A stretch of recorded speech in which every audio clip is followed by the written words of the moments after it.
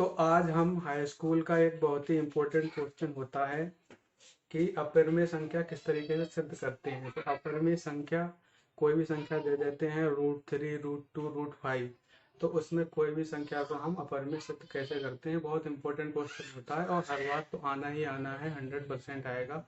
तो देखिए हम एक क्वेश्चन सॉल्व करेंगे और उसमें देखेंगे किस तरीके से उसका प्रूफ होता है। ठीक है, तो अब हम लिखेंगे सिद्ध कीजिए कि √3 एक अपरिमेय संख्या है। √3 एक अपरिमेय संख्या हमें प्रूव करना है। ठीक है, तो √3 एक अपरिमेय संख्या जब हम प्रूव करेंगे तो उसके लिए क्या क्या स्टेप हम फॉलो करेंगे, उस पर आप बहुत ही ध्यान से उस पर सुनिएगा। नोट अगर नहीं कर पाते हो तो बाद में कर लीजिएगा। ठीक है, तो अब हम सिद्ध करेंगे किस तरीके से। तो आप सोल्यूशन देखिए, यहाँ पर सोल्यूशन में हम क्या करेंगे, पहले हम इसको ये मान लेंगे √3 जो है एक परिमेय संख्या है, और अगर ये परिमेय संख्या नहीं निकली इसका मतलब ये अपरिमेय संख्या होगी। तो इसको हम इस तरीके से प्रूव करेंगे। तो हम पहले जब मानेंगे माना √3 एक परिमेय संख्या है। ठीक है, √3 एक क्या है, परिमेय संख्या है, ऐसा हमने अज्यूम किया है, माना है। ठीक, और जब परिमेय संख्या है तो इसको हम p/q के रूप में लिख सकते हैं, क्योंकि परिमेय संख्या की डिफिनेशन ही होती है कि p/q के रूप में लिख सकते हैं। और p और q क्या होता है, इंटीजर होता है।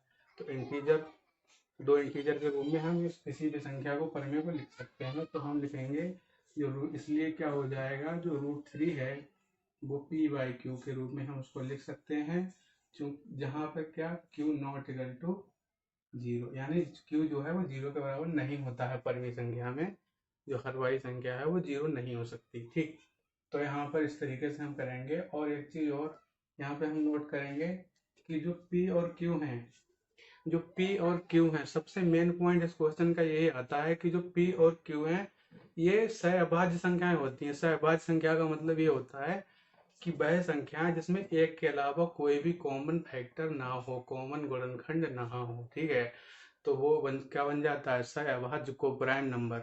तो p और q क्या है, जहां हम लिख देंगे, जहां p और q सहअभाज्य को प्राइम, सहअभाज्य संख्या या पूर्णांक है। ठीक है, सहअभाज्य पूर्णांक है। तो इसकी सहायता से हम इसको प्रूव करेंगे। अगर इसमें एक के अलावा कोई फैक्टर निकल गया तो इसकी ये बात हमारी गलत प्रूव हो जाएगी। तो इसके द्वारा हम इस तरीके से इसको सॉल्व कर लेंगे। अब हम क्या करेंगे, दोनों तरफ इसका वर्क कर देंगे। दोनों तरफ जब हम वर्क करेंगे तो ये आएगा 3 और ये हमारा बन जाएगा p²/q²। ठीक, p²/q²। p²/q² को हम क्या कर सकते हैं, इसकी इससे मल्टीप्लाई कर सकते हैं। तो ये हमारा बन जाएगा p²/3q²। ठीक है, p²/3q² बन जाएगा हमारा यहाँ पर।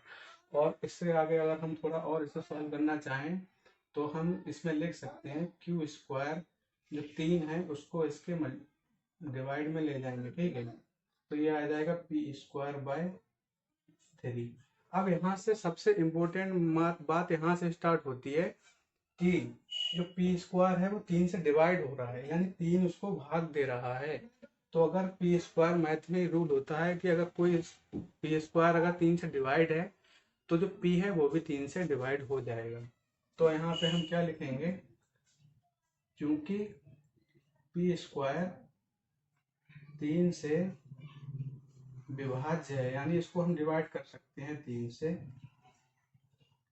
इसलिए p भी 3 से विभाज्य होगा। p भी 3 से विभाज्य होगा।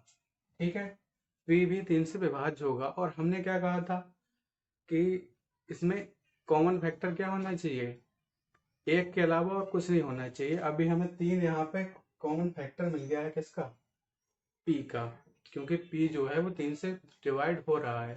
तो कॉमन फैक्टर हमें क्या मिल गया, 3। तो 3 इसका क्या हो जाएगा, एक गुणनखंड। 3 पी का एक गुणनखंड है। ठीक है, एक के अलावा एक गुणनखंड ये हमें मिल गया। यहाँ पर 3 पी का एक गुणनखंड हमें 3 मिल गया है। इसी तरीके से हम क्या करेंगे, यहाँ हम पी स्क्वायर को कुछ पुट कर लेंगे, कुछ हम मान लेंगे। तो जो पी स्क्वायर है इसको हमने मान लिया कि 3c। 3c भी क्या है, c एक पूर्णांक है। यहाँ पर c कोई पूर्णांक हमने मान लिया है। ठीक, कोई पूर्णांक यहाँ पर हमने मान लिया है c। अब c अपनी तरफ से मान लिया है, उसको हम बाद में रिप्लेस कर देंगे। ठीक है, अब यहाँ पर हम जो पी स्क्वायर बराबर 3c हमने माना है इसको यहाँ पर पुट कर देंगे। ठीक, यहाँ पर पुट कर देंगे या यहाँ पर क्यूब है कहीं पे भी पुट कर सकते हैं। तो जब यहाँ पर हम पुट करेंगे तो यहाँ पर हम क्या देखते हैं कि यहाँ पर आ जाएगा 3c का होल स्क्वायर और ये आ जाएगा 3q स्क्वायर। 3c का होल स्क्वायर और 3q स्क्वायर, तो ये हमारा बन जाएगा 9c स्क्वायर। ये बन जाएगा 3q स्क्वायर। ठीक, ये हमारा बन गया। तो 3 से इसको काटेंगे 3 बार में तो ये हो जाएगा 3। तो यहाँ पर हमारा क्या बन गया, जो c है 3c स्क्वायर बराबर q स्क्वायर। अब यहाँ से भी हमें वही वाली कंडीशन फिर से अप्लाइड हो रही है। देखो अब ध्यान से, यहाँ पर वही कंडीशन बन रही है पी स्क्वायर बराबर, तो यहाँ पर c आ गया है। तो यहाँ पर हम लिख सकते हैं जो c स्क्वायर है वो ऐसी रहेगा और ये 3 है बटे में जाएगा तो यहाँ पे आ जाएगा 3। तो c बराबर आ गया है k स्क्वायर बटे हुआ है। इसको हम आगे देखते हैं किस तरीके से आगे सोल्यूशन क्या होगा। ठीक है, इक्वेशन बनी थी c स्क्वायर बराबर क्यू स्क्वायर बाय 3। ठीक है, यहाँ पर c और क्यू स्क्वायर बाय 3 आया है। ठीक, अब यहाँ से हमें क्या पता लगा, क्यू स्क्वायर 3 से विभाज्य है। क्यू स्क्वायर 3 से विभाज्य है। ठीक, अगर क्यू स्क्वायर 3 से विभाज्य है तो क्यू भी 3 से विभाज्य होगा। तो हम लिखेंगे इसलिए क्यू 3 से विभाज्य होगा। क्यू 3 से विभाज्य होगा। ठीक है, इतना समझ में आ गया सबको। ठीक, क्यू 3 से विभाज्य होगा तो हमें क्या होगा कि अतः पी बाय क्यू में एक के अलावा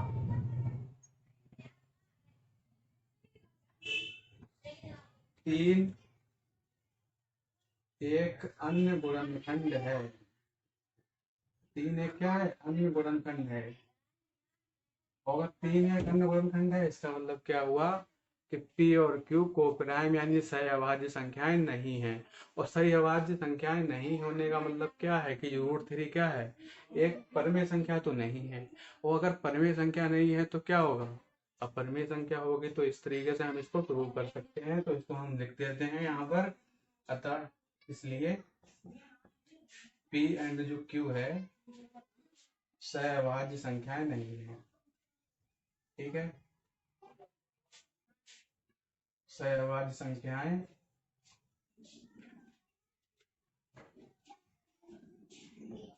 नहीं है। अगर ये सहअभाज्य संख्याएं नहीं है, सबसे ज्यादा कंफ्यूजन इसी बात में रहता है। जो हम प्रूव करते हैं इस सवाल को सहअभाज्य के द्वारा ही करते हैं। तो सहअभाज्य संख्या नहीं है तो हमें क्या प्राप्त हुआ कि हमारी जो मान्यता है वो गलत है। हमारी मान्यता गलत है। क्या मान्यता गलत है कि √3 एक परिमेय संख्या है।